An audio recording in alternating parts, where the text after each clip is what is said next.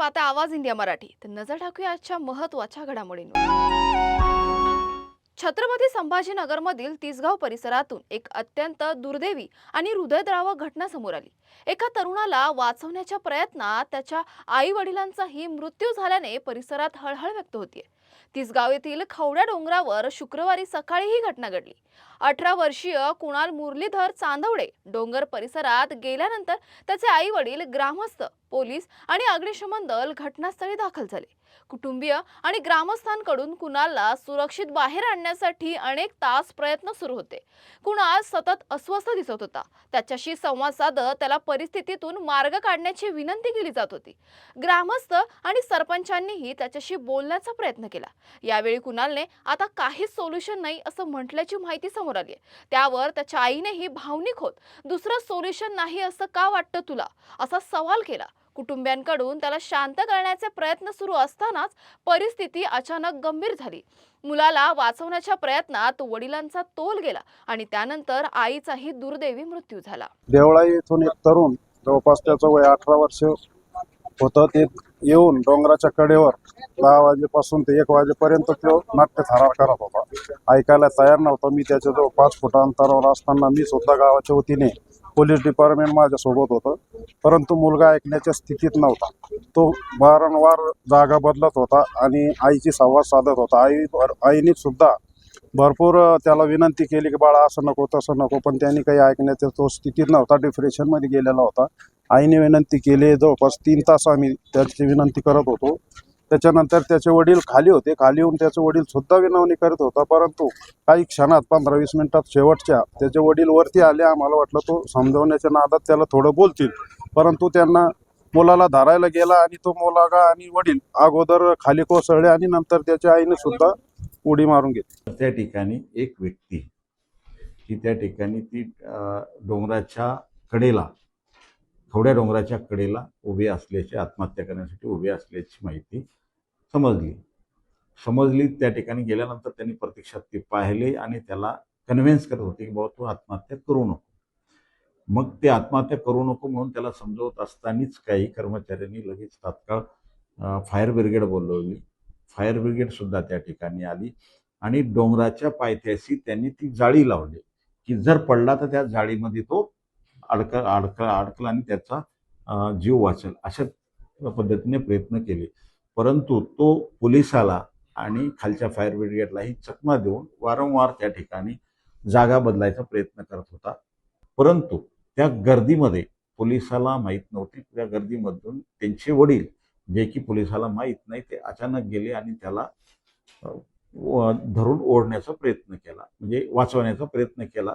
परंतु त्यांनी पाठीमागे तोल गेल्यामुळे वडील त्यांनी मागच्या साईडला अंग झोकून दिल्यामुळे तो आणि वडील खाली पडून मयत झाले.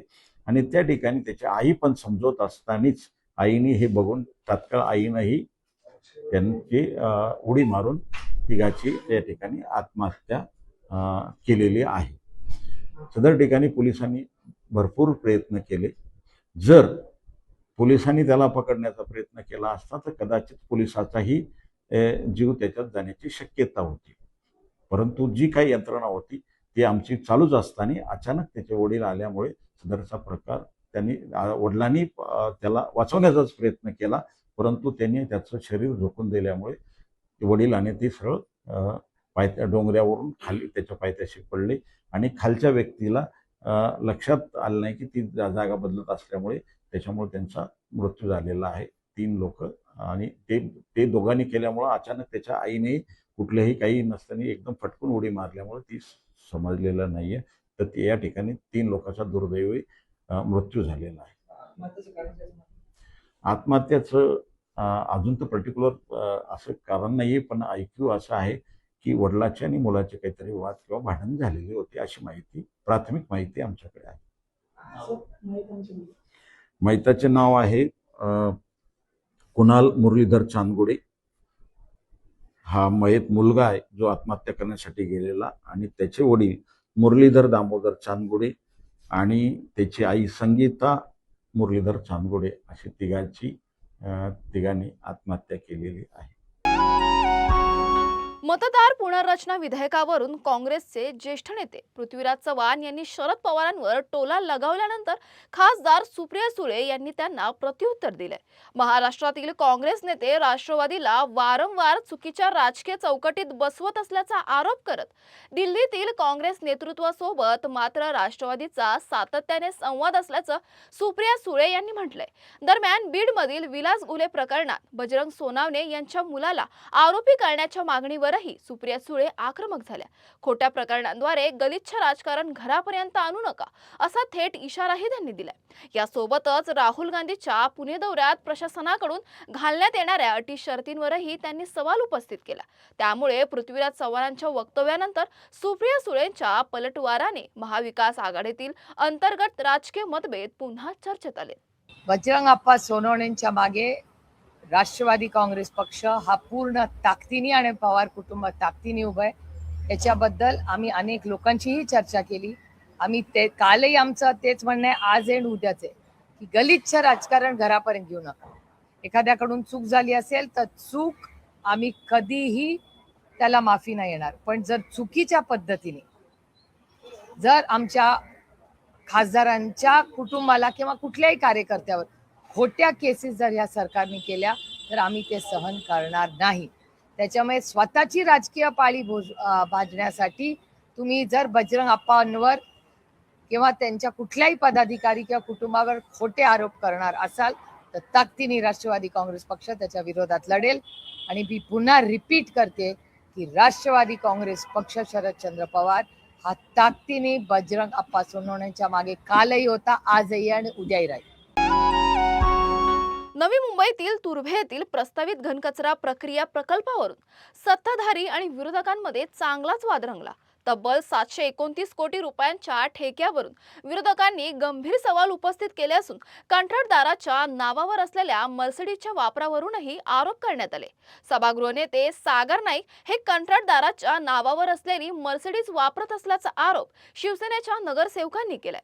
विशेष म्हणजे वाहनाचे नोंदणीकरण आणि 729 कोटी रुपयांच्या कामाच्या आदेशामध्ये अवघ्या 24 तासांचं अंतर असल्याचा दावा विरोधकांनी केलाय. या प्रकरणाची लाचलुचपत प्रतिबंधक विभाग, प्राप्तिकर विभाग आणि न्यायालयीन स्तरावर चौकशी करावी तसेच सागर नाईक यांनी राजीनामा द्यावा अशी मागणी विरोधकांनी केली. आंदोलनादरम्यान काळे कपडे आणि घोषणांचे जॅकेट परिधान केल्याने महासभा काही काळासाठी तहकूब करण्यात आली. दरम्यान सागर नाईक यांनी कंत्राटदाराच्या नावावर असलेलं वाहन आपण कधी कधी वापरल्याचं म्हणणे केले. मात्र विरोधकांचे आरोप त्यांनी फेटाळून लावले. वाहन नोंदणी आणि कामाच्या आदेशातील 24 तासांच्या अंतराची माहिती नसल्याचं सांगत पुरावे असतील तर संबंधित यंत्रणांकडे तक्रार करा, तिथे आपण उत्तर देऊ अशी भूमिका त्यांनी घेतली. तुर्भे कचरा प्रकल्पासह महापालिकेतील मोठ्या कंत्राटाचं लेखापरीक्षण करण्याची मागणीही विरोधकांनी केली. त्यामुळे या प्रकरणाची चौकशी होते का आणि प्रशासन काय भूमिका घेतं याकडे आता नवी मुंबईकरांचं लक्ष लागलंय. असं सरकू द्या ना, आमचे ज्येष्ठ नगरसेवकांना थोडं सर्कल मोठं करा, बाय थोडी अशी होणार.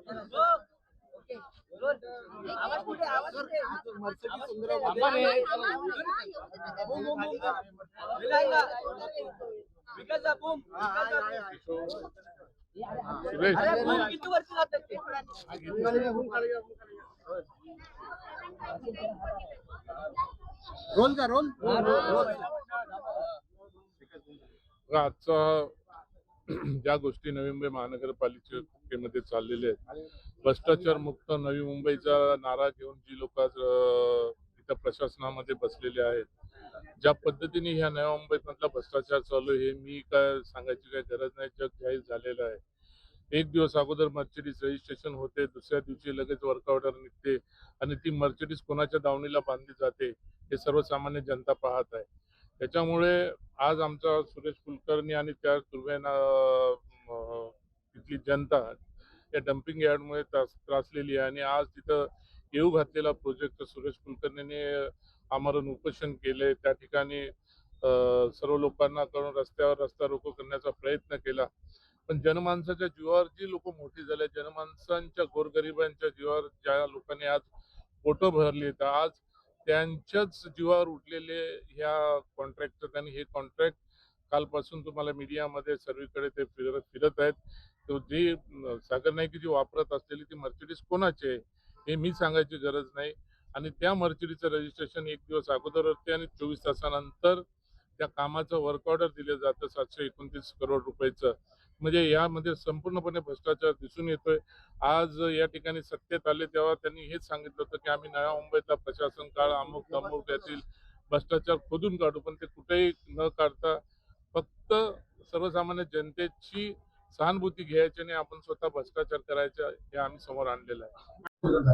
सर शिवसेना आंदोलन केलेलं आहे तुमच्या विरोधामध्ये आरोप केलेला गाडी वगैरे घेतल्याचे काय म्हणा काय आरोप केलेला आहे? शिवसेना आरोप केला की ठेकेदारांकडून तुम्ही गाडी वगैरे घेतलेली आहे मर्सिडीज कचऱ्याचा ठेका दिला आणि मर्सिडीज घेतली त्या संदर्भात मग त्याबद्दल काय बोललं पाहिजे की त्यांनी काय वाटतंय आणि त्यांनी कशा पद्धतीने आरोप केलेत तर त्यांनी कुठे तक्रार कुठे केलेली आहे का आणि अशा पद्धतीचं मोगम पद्धतीने चुकीच्या पद्धतीने आरोप करणं त्यांना काही नवी मुंबईत मुद्दे राहिलेले नाहीयेत आणि सभागृहामध्ये ते काही बोलू शकत नाही किंवा लोकहिताचं बोलू शकत नाही तर अशा पद्धतीने विविध कथित गोष्टी त्या ठिकाणी काढत आहेत तर त्यामुळे हे निरर्थक अशा बाबी विरोधकांनी खऱ्या अर्थाने शहराच्या दृष्टीने गोष्टी उचलायला पाहिजेत आणि ज्या गोष्टीचा अर्थ नाही रिलेव्हन्स नाही अशा प्रकारचे मुद्दे त्या ठिकाणी उचलत आहेत तर याविषयी मला नाही वाटत की काही बोललं देखील पाहिजे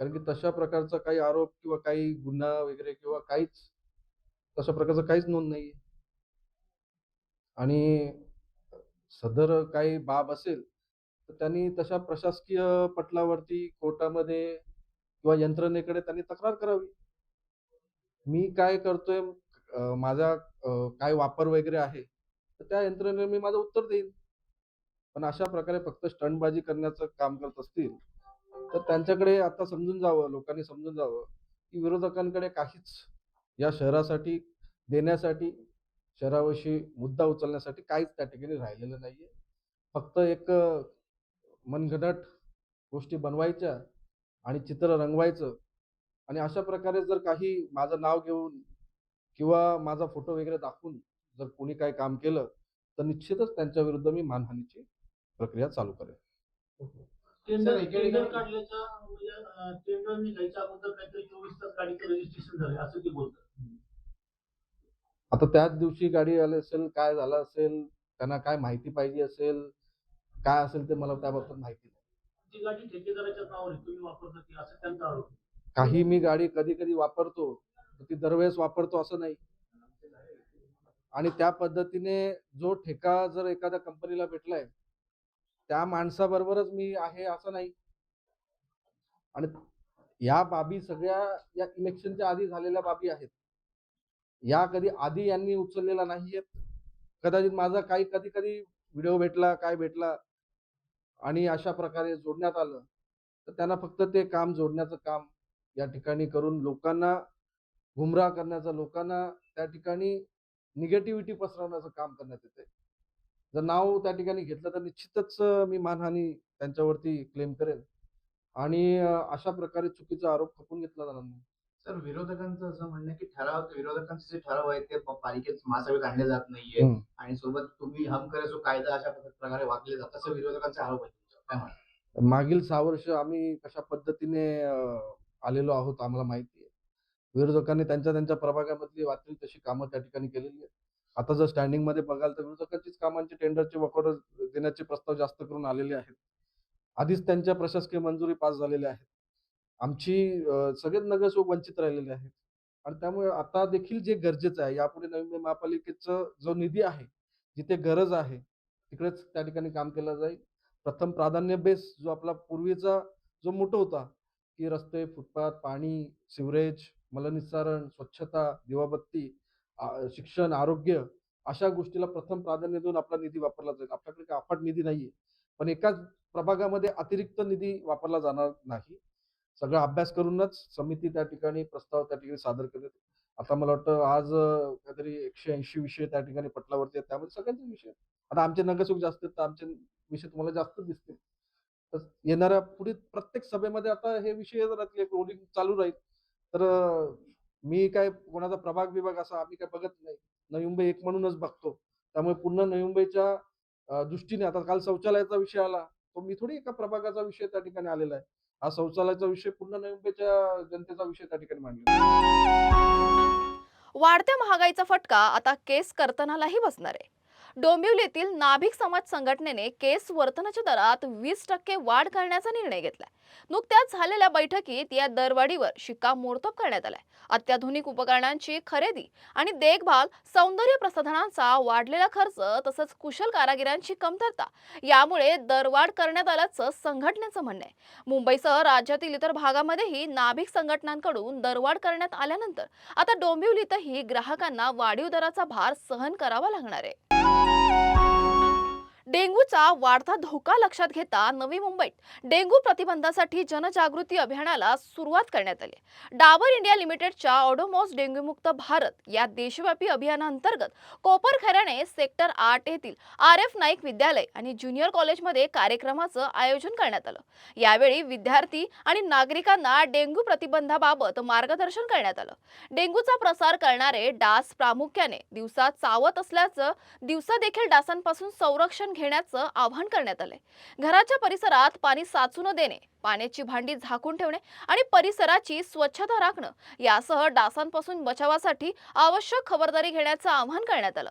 सुरक्षित आज, सुरक्षित कल आणि आओ मिलकर बनाए डेंग्यू मुक्त भारत या संदेशातून डेंग्यू विरोधात नागरिकांनी एकत्रितपणे जनजागृती करण्याचा संदेश देण्यात आला आहे. मुंबईतील पवई परिसरातून एक धक्कादायक प्रकार समोर आलाय. एका भाजी विक्रेत्याकडून घाणेरड्या पाण्यात भाज्या धुतल्या जात असल्याचा व्हिडिओ सध्या सोशल मीडियावर मोठ्या प्रमाणात व्हायरल होतोय. हा प्रकार समोर आल्यानंतर नागरिकांकडून संतप्त प्रतिक्रिया व्यक्त केल्या जात आहेत. दूषित पाण्यात जंतू आणि हानिकारक घटक असण्याची शक्यता असल्याने अशा पाण्याने धुतलेल्या भाज्यांचा स्वच्छतेबाबत प्रश्न उपस्थित झालेत. त्यामुळे नागरिकांच्या आरोग्याच्या दृष्टीनेही चिंता व्यक्त केली जाते.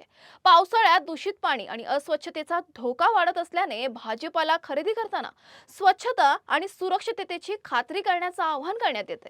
दरम्यान व्हायरल झालेल्या या व्हिडिओची संबंधित प्रशासनाकडून दखल घेतली जाते का याकडे आता नागरिकांचं लक्ष लागलं आहे.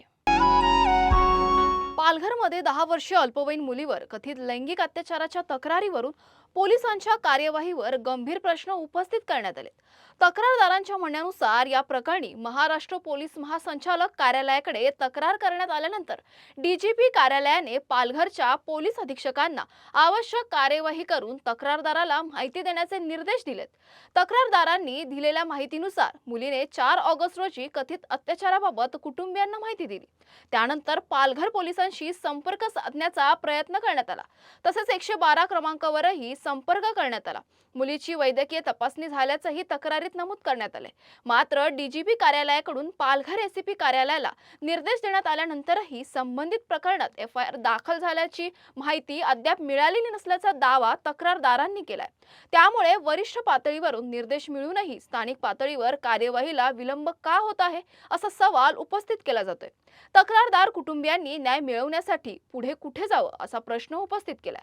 अल्पवयीन मुलीशी संबंधित प्रकरण असल्याने आरोपांची स्वतंत्र आणि निष्पक्ष पडताळणी करत कायद्यानुसार तातडीने कार्यवाही होणं आवश्यक आहे. आता पालघर पोलीस अधीक्षक कार्यालयाकडून या प्रकरणात नेमकी कोणती कार्यवाही केली जाते आणि तक्रारदाराला त्याची माहिती कधी दिली जाते याकडे लक्ष लागलं आहे. हृदय सम्राट श्री माननीय बाला साहेब ठाकरे के पोते और इनके साथ हमने LLB KC लॉ से कंप्लीट किए. ये हमारे मित्र है उधर, लेकिन हमने उसके बाद इनसे कभी कनेक्शन नहीं रखा. हमने पॉलिटिक्स में हमने कभी इंटरेस्ट नहीं लिया. ये बायकोची आहे.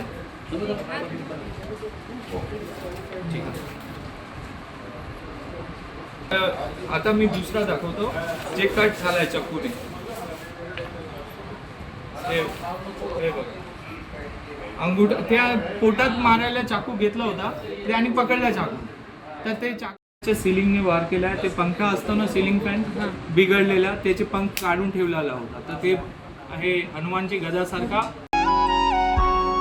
कधी काळी छोट्या पडद्यावर आपल्या सहज सुंदर केमिस्ट्रीने प्रेक्षकांची मनं जिंकणारी ललित प्रभाकर आणि प्राजक्ता माळी ही लोकप्रिय जोडी पुन्हा एकदा चर्चेत आली आहे. जुळून येती रेशीम घाटी मालिकेतून घराघरात पोहोचलेली ही जोडी आता तब्बल 13 वर्षानंतर नव्या कथेसह मोठ्या पडद्यावर एकत्र दिसणार आहे.